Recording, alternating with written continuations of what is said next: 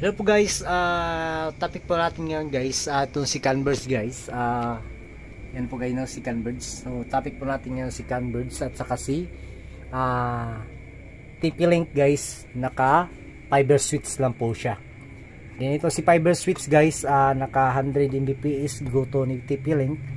And then si TP-Link guys, medyo makalat lang po guys, pasensya na po. Medyo makalat lang po. So, dito po guys, kung makikita po. Ang programang ito ay rated LPG. Labis na patnubay at gabay ng magulang ang kailangan. Maaaring makapaminsala pag napabayaan habang nagluluto ng sinigang, adobo, batchoy, okoy, ginataan. Ilayo sa mga bata na hindi mapaglaruan. Natin naka-fiber switch po siya. And then, ito pong isang fiber switch. Then, ito po ay Microtech. Naka-PPO sit-up na po ito. Dual one, ito po si Converse at ito po si pinangalan po itong PLDT. So sa ngayon guys, si Converse guys nasa 200 Mbps po si Converse, and then ito po si si TP-Link na naka PPO naka fiber switch ay nasa mga 100 din po. So sa ngayon tingnan po natin kung ilan po bang speed ni Converse at ni tingnan po. Medyo yung ang computer po natin guys, tingnan po natin kung makukuha ba natin ng saktong speed test po tayo.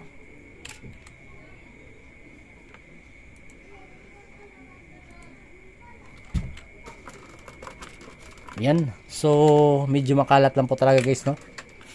So speed test po tayo guys. Ayan, kung makukuha po natin ang saktong speed na dinuwalwan natin. By the way po guys, yan po. So by the way po guys, itong si Converse guys ay sa ngayon nami-meet naman po niya ang speed niya. And then yung isa po natin is na sa mga 37 po. So naka dual one po to siya guys. Yan po guys, medyo mahina lang po yung upload niya. So kita po tayo, naka dual one po siya. Just wait po tayo guys, no? And then tayo po tayo ng password. So enter please. Ayan po guys, kung makikita po natin guys, naka dual one po. Sa ngayon po naka dual one siya, Converse sa Globe. So ito po dalawa po, ito. Yan po siya. And then sa kanyang LAN port guys ay kumakain po siya ng around 20 Mbps po. And then sa LAN 1 po niya din sa PPO po niya guys is 4 Mbps. Actually po guys, ito ay naka load balancing setup po siya. Sa ngayon, goods naman po yung reading niya. Wala naman pong problema. And then may isa pa tayong ginagamit guys So hindi natin lahat-lahat ni-load ni Microtech, kundi dito po rin, dito ni new wifi guys.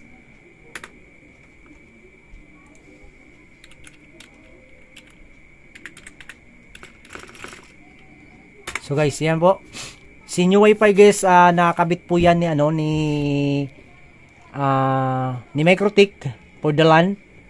And then kung makikita po natin dito guys, may mga customer po tayong pumapasok po guys. Yan po, sa ngayon po ay tingnan po natin kung nakailang terabyte na ba tayo. Hindi pa tayo naka terabyte. So sa ngayon, ang kinakain lang speed guys, about PPOE po to guys, yung po natin, yung Go Cloud po natin. Powered po siya ng Go Cloud. Ito na po, may tumawag na po. Ayan po, dito nakikita po natin si Go Cloud. Si Go Cloud po guys ay naka PPOE setup din po siya. Dito po, kung makikita po natin, may mga account din, account manage. So yan po guys, may naka PPOE setup po si Go Cloud. Sa ngayon po, ito pong ginagamit ko po Go Cloud, stable naman po siya. Wala naman po problema. So sa ngayon, kung gustong malalaman kung paano sinit up, just comment below para talakayan po natin kung paano natin sinit up. By the way guys, sa ibang mga tutorial, sinit up na through VLAN sit up, pero sinubukan ko, hindi talaga gumagana. Kasi halimbawa itong si TP-Link, walang VLAN, so hindi talaga gumagana. So ang gamit kong kadalasang modem guys is si TP-Link po. So sa ngayon may active na ano po ako, may active user na po ako. Yan po, mga active user ko po yan. Through PPOE setup. So hindi lahat nung una nabanggit ko nung una, hindi lahat dito sa ano sa GoCloud nag-PPOE setup po ako. Iba rin, may PPOE setup din ako dito sa MikroTik po na MikroTik ko po. Itong MikroTik ko po ay HexGR3 ko po. Then dual 1 na po siya. Para naman po, kunyari, mamamatay po si Converge, may isa pa po tayong backup ISP po. Talagang ganyan po. Advice ko lang po ng mga bagong papasok na mga PPOE, dapat po kayo may backup po talaga. Halimbawa po nito, may backup po ito na na naka fiber switch lang. Yan po. So, internet po yan. Nasa mga 80 to 100 Mbps po yan. So ito po, dito si Converge, then dito po siya, si Globe po. Itong dalawa, ito is PPOE at ito is LAN. So sa ngayon, stable naman po yung connection niya, wala naman pong anomalyang na nagaganap. So yan po ang setup ko guys. Don't forget to like and subscribe guys. This is Oxy TV guys, no? Yan po ang setup ko guys. At ito po si new wifi po guys. Si new wifi guys, nagagamit ko na po yung new wifi. Almost 2 months na po siya nagamit ko.